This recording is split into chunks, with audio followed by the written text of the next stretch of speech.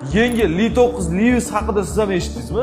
Unda odatiy gidravlik tormozlash tizimi yo'q ekan. Ya'ni pedal bosishingiz bilan suyuqlik borib kalotkani siqmaydi. Uni o'rniga EMB tizimi qo'llanilgan. Siz pedal bosasiz, har bir g'ildirakdagi aktuator o'zi kalotkani siqadi, ya'ni elektron signal orqali. Eski Li9da yangi ishlangan Li9 asosiy fishkalaridan bittasi podveskadagi aktiv pnevmasida hisoblanadi. Yana ham aqlliroq qilib ishlangan. Avtomobil katta tezlikda, manuallarda, krutoy pavorotlarda, hattoki tormoz bosganingizda ham kuzov qimirlamaydi. Ya'ni har bitta alohida g'ildirakni 10,000 Newtongacha o'zi ko'tara oladi. Bu degani g'ildirakni o'zingiz bemalol almashtirib olsangiz ham bo'ladi. Rulida ham juda katta o'zgarish bor. Endi g'ildiraklar bilan rul orasida mexanik aloqa yo'q, to'liq elektron boshqariladi. Burilish radiuslari kichiklashadi.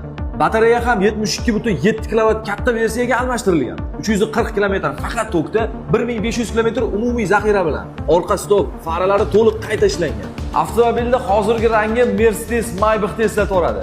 Kuzovi ham uzunlashgan, qariyb 5,3 metrda tashkil etadi. Brend rahbari Li9 Liveni 5 nanometrlik protsessor bilan dunyodagi eng kuchli miya deb atadi.